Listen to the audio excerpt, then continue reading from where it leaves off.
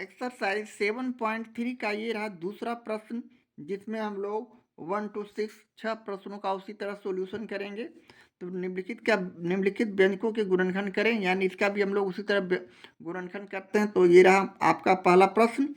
अभिष्ट व्यंजक लिखते हुए हमने प्रश्नों को 4x² माइनस 8x प्लस 4 लिखते हुए इसे अब वर्ग करेंगे, यानी 2x का होल स्क्वायर 4x² को लिख सकते हैं माइनस 2 इंटू 2x ए का मान और गुने बी यानी 2 का मान, तो 2 दूनी 4 दूनी 8x और प्लस 4 का वर्ग 2² भी लिख सकते हैं।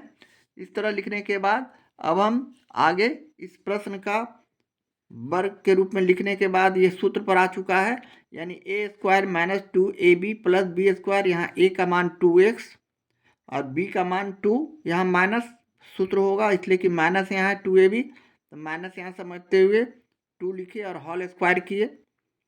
अब इसे हम 2 बार लिख देंगे तो हमारा आंसर आ जाएंगे, यानी हम इसे 2x माइनस 2 और पुनः 2x माइनस 2 लिखते हुए ये सॉल्यूशन हो गया, ये आंसर हो गया दूसरा प्रश्न का पहला का।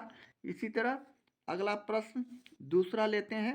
अभिष्ट व्यंजक लिखते हुए हमने प्रश्न को हूबहू उसी तरह लिखा, यानी p² माइनस 10p प्लस 25। अब हम p² को इस तरह p² लिख सकते हैं माइनस 2 गुने p लिखे और गुने 5 किए, यानी 5 दूनी 10p माइनस 10p को हम इस तरह लिख दिए प्लस 25 का वर्ग 5 का होल स्क्वायर। इस तरह अब यह सूत्र पर आ चुका है, यानी a की जगह p समझते हुए b की जगह 5 समझते हुए हम इसे सूत्र पर लाते हैं, यानी a² minus 2ab plus b²। तो यहाँ हम इसे उसी तरह लिख देंगे p माइनस 5 का होल स्क्वायर, a की जगह यहाँ p और b की जगह यहाँ 5 समझते हुए। अब इसे हम 2 बार वर्ग के रूप में लिख देते हैं, यानी p माइनस 5 और p माइनस 5, और यही हमारा आंसर हो गया जो कि गुणनखंड के रूप में है। इसी तरह अगला प्रश्न तीसरा लेते हैं। तीसरा का भी हमने उसी तरह अभिष्ट व्यंजक लिखते हुए a² प्लस 8x प्लस 16 लिखा। अब इसका भी हम वर्ग करते हैं तो a का होल स्क्वायर हो जाएंगे, इस तरह हम लिख दिया प्लस 2 इंटू ए और इंटू 4। 8a को हमने इस तरह खंड खंड किया 2ab, यहाँ 2ab करने के बाद 4 दूनी 8a, इसी को हमने इस तरह लिख दिया प्लस का चिन्ह देते हुए 16 का वर्ग 4।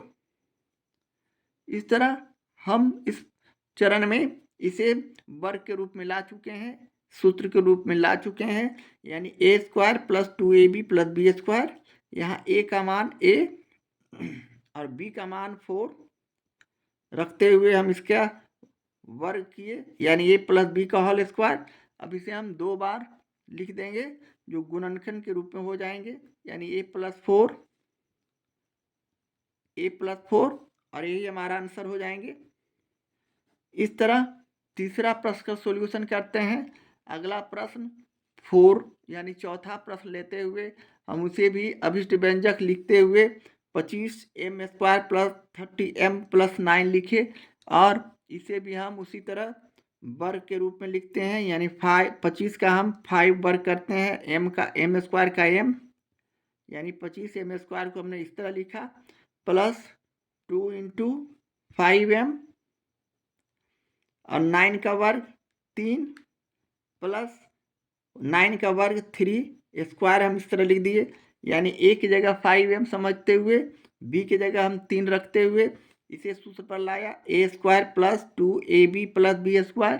अब इसे हम उसी तरह सूत्र पर सीधे रखते हैं, यानी 5m प्लस 3 का होल स्क्वायर, और इसे हम फाइनली 2 बार लिख देंगे तो हमें गुणनखंड के रूप में यह प्रश्न आ चुका है और यही हमारा आंसर हो जाएगा, यानी 5m प्लस 3 2 बार लिखने के बाद ये हमारा आंसर हो गए। इस तरह प्रश्न 4 का सॉल्यूशन करते हैं। ये रहा पांचवा प्रश्न, दूसरा का पांचवा प्रश्न।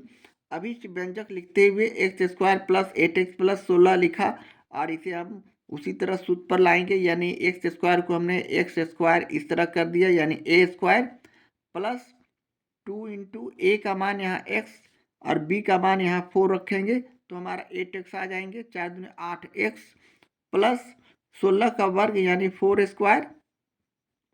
इस तरह A square plus 2ab plus B square के फॉर्म में आ चुका है यह प्रश्न।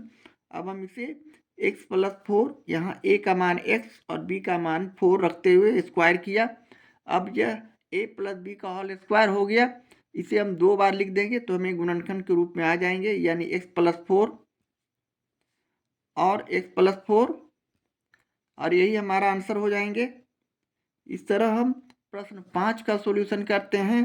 अगला प्रश्न जो कि इस चैप्टर इस एक्सरसाइज का अंतिम प्रश्न, छठा, अभिष्ट व्यंजक लिखते हुए 4y square minus 12y plus 9 लिखते हुए हम इसका उसी तरह सूत्र पर लाएंगे, वर्ग करेंगे। 4 का वर्ग 2, y स्क्वायर का y और इसे होल स्क्वायर किए, माइनस 2 गुने a का मान यहाँ 2y रखे और b का मान यहाँ 3, इसे हम गुना करते हैं तो 12y आता है। 3 दूनी 6 दूनी 12y प्लस 9 का वर्ग 3 और इसे होल स्क्वायर किए।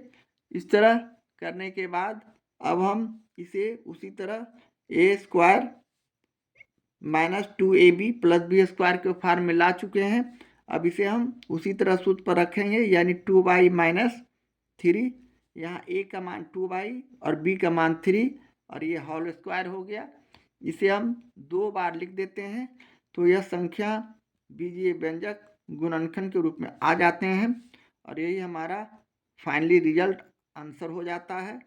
इस तरह हम 1 to 6 प्रश्नों का दूसरा का सॉल्यूशन कर चुके हैं।